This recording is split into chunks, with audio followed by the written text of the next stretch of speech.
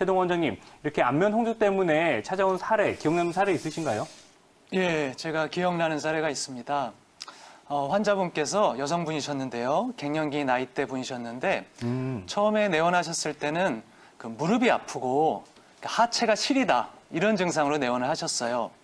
그래서 이제 그러니까 하체에 무릎이 아프다는 거는 보통 아래쪽이 차서 오거든요. 그러니까 무릎이 아프면 보통 따뜻한 핫팩을 하면 편하고 춥거나 비 오면 아픈 분들이 많습니다. 그래서 무릎 통증을 치료할 때 보통 저희들이 아래쪽을 따뜻하게 하는 약을 많이 씁니다. 그래서 그렇게 따뜻하게 하는 약을 썼더니 무릎도 물론 이제 호전이 되셨지만 열 오르는 게 덜하다고 얘기를 하시는 거예요. 그래서 그분께서는 이 약을 열 내리는 약으로 알고 계시더라고요. 그래서 몇 달 정도 치료하고 나서 또 이제 지내시다가 한 6개월 지나면 열 내리는 약 주세요 이렇게 하고 오세요. 또 1년 지나서 열 내리는 약 주세요 이렇게 하고 오시거든요. 그걸 보면서 저도 공부가 참 많이 됐는데 열이 난다고 해서 열 자체를 끄는 약을 우리가 쓰기도 하지만 그 약 자체는 소화기에도 도움이 되고 하체를 따뜻하게 하는 약이었어요.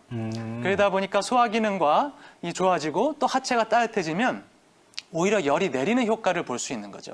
그래서 한의학적으로 봤을 때는 참 이렇게 유기적으로 전체적으로 몸을 케어하는 것이 오히려 열을 내리는 데 있어서도 근본적으로 더 좋을 수 있다.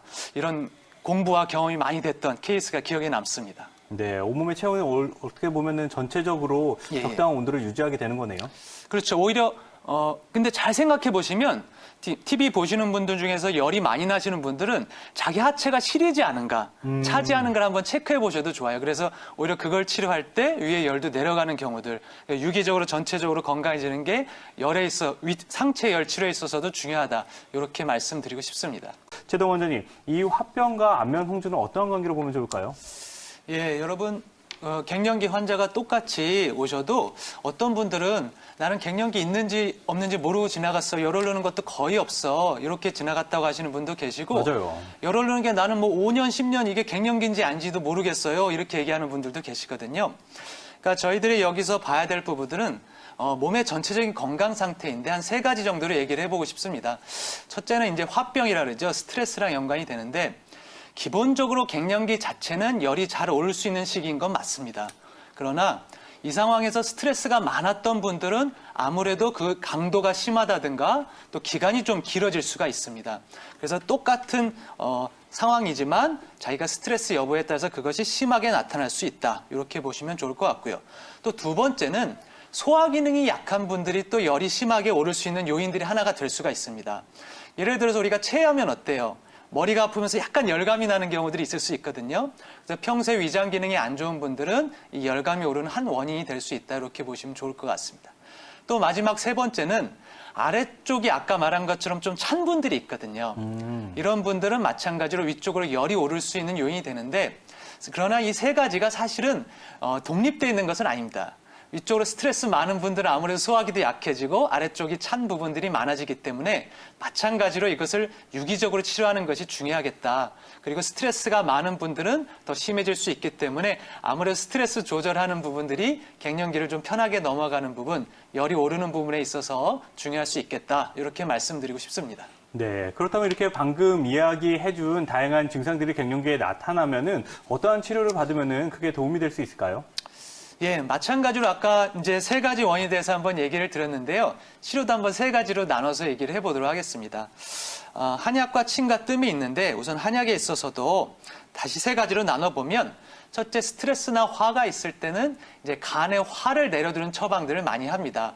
저희들이 이제 소요산이라든가 감이 귀비탄 같은 약들이 전형적으로 우리 화를 다스릴 수 있는 약들이고요. 이런 약들이 갱년기 안면 홍조에도 도움이 될 수 있습니다.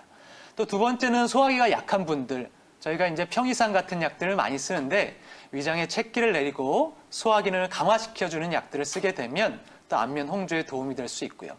마지막으로 아랫배를 따뜻하게 할 수 있는 계피가 들어간 처방들이라든가 건강이 들어간 처방들을 사용을 해서 아래쪽을 따뜻하게 해주면 위쪽에 열을 내리는 효과를 또 기대해 볼 수 있겠습니다.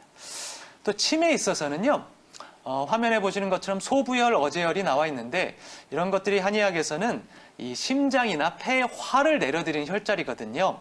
그래서 급성적으로 심할 때는 이런 걸 내려준다든가 이런 침자리에 침을 놔서 다스려주는 부분이 있을 수 있겠고, 족삼리 같은 경우는 위장에 또 도움이 될 수 있으니까 마찬가지로 안면홍조에 도움이 될 수 있습니다. 마지막으로 뜸을 뜰 수 있는데요. 아까 말씀드린 것처럼 저는 뜸을 참 좋아합니다. 그래서 직접 굴을 많이 뜨고 있는데요. 안면홍조나 갱년기 같은 분들에 있어서도 뜸을 주로 떠서 꾸준히 뜨게 되면 도움이 될 수 있는데, 중환이나 관원, 족삼리 이런 혈들이 아래쪽을 따뜻하게 하고 소화 기능을 좋게 하는 혈자리라서 꾸준히 뜸을 뜨게 되면 갱년기를 좀 부드럽게 넘어가는 데 있어서는 분명히 도움이 될 수 있다, 이렇게 말씀드리고 싶습니다. 그렇다면은 최동원 원장님, 마지막으로 이 갱년기 증상 때문에 고생이 많으신 분들은 평상시에 어떤 생활 습관을 가지면 좋을지도 궁금한데요. 어떻게 관리를 하면 좋을까요? 예, 아까 말씀드린 것처럼 갱년기 증상이 소화 기능과 연관이 참 많습니다. 그래서 식사 시간을 규칙적으로 하는 것이 갱년기를 부드럽게 넘기는 데도 중요할 것이고요.